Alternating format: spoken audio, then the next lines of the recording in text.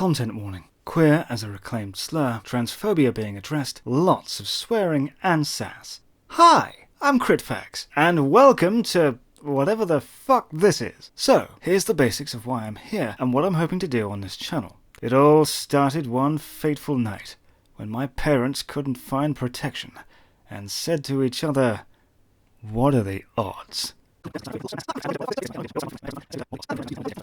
And then I got on Twitter and eventually found myself using this account almost entirely to engage with transphobes, to learn their tactics, to expose would-be transphobes to points that will help prevent them from becoming transphobes, and generally to stand up for trans people. Long story short, this channel is here to confront transphobia. Transphobia is currently one of the most contentious forms of bigotry that is in public discourse, and I would say that it's roughly where we were with gay equality and inclusion a decade ago. And I would know, I was there. I came out as queer in 2008 at the age of 18, and have been engaged in queer discourse and study ever since. And during that entire time, trans people had my back. I mean both as a group and individuals who are close to me. Of the people in my life who have been there for me in the hardest times, trans people were always among the numbers, always sticking up for me and giving me the support I needed. So, I'm here to return the favor. I'm not trans myself, but I am non-binary. And what that means to me is that if I woke up tomorrow and my sexual characteristics had magically swapped to their complements, I would just need a new pair of underwear, and that's about it. But I'd have to be some kind of a dingus not to realize that I'm an exception in that regard. Most people, if they lost their genitals or had them magically swapped out, would be extremely distressed. They'd feel like a part of them was misplaced, taken from them, missing. And a very small subset of people would feel relieved. So, I can relate to what it means to be trans enough to understand it more than most, I feel. And in turn, I'd like to try to share that understanding in the hopes that it will persuade some people to not be transphobic, to accept trans people for who they say they are, or, at the very least, remind trans people that you have allies, that you're supported in who you are, that you have people fighting by your side, and that you will win. You will be accepted and included in society and be treated with the dignity and respect that you deserve. We will get you there. And if that last sentence sounded like a threat to you, then you're part of the problem. Some things to know going into this channel. I'm confrontational, sassy, and combative. People fighting for their own rights or fighting for the rights of people they care about don't owe you politeness if you're fighting against their rights or inclusion. I also dive into transphobia constantly to dissect it and get to the root of it. If you're not in a good place to deal with more transphobia, such as if you deal with it constantly anyway, then that's understandable. Take care of yourself. Choose what you need right now. If you need something less focused on my kind of combativeness, I've linked some friendlier channels and resources in the description. All of this applies to my Twitter account too. That's basically my brand at this point. And the reasons I engage in the way I do are: 1. Transphobia isn't going away on its own. We need to deal with it. 2. We need lots of different people attacking transphobia from many different angles. Some are going to be persuaded by kindness. Some are going to need to be shaken out of it by being publicly humiliated for their bad takes. I'm here to supply the second one. 3. Trans people and their allies deserve the catharsis of seeing transphobes get dunked on. 4. Controlled exposure to bigotry can be a useful tool in fighting it. You become more aware of what they're trying to do and how they're trying to do it, and better able to counteract it. When I demonstrate an articulate retort against transphobic rhetoric, then that's one more means by which everyone else fighting for trans rights can defend themselves and others.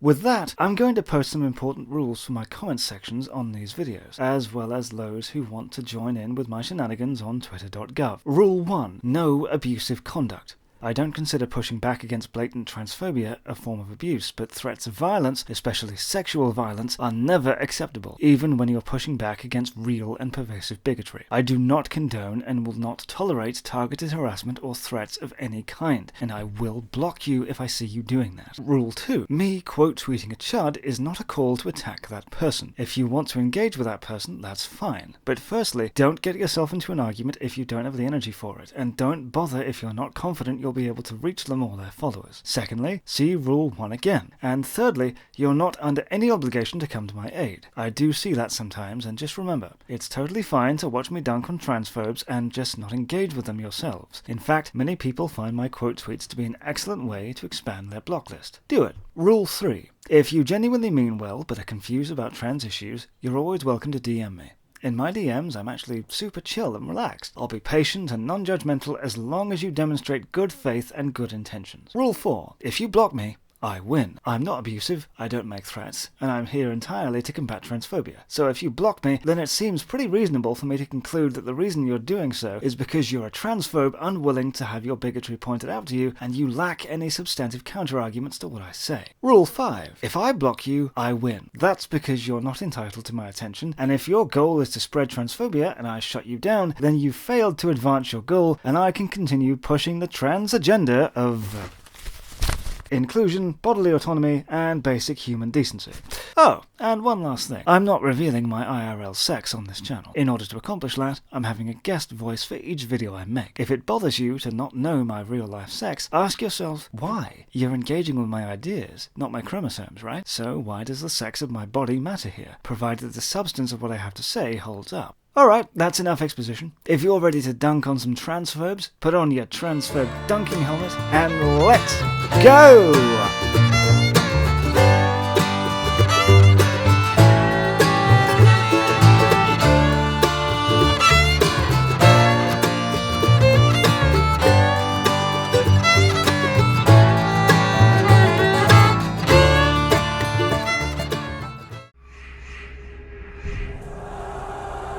We must move quickly. There are those who would seek to stop this. I offer you a gift. Take it. It will give you strength. Help you on your journey.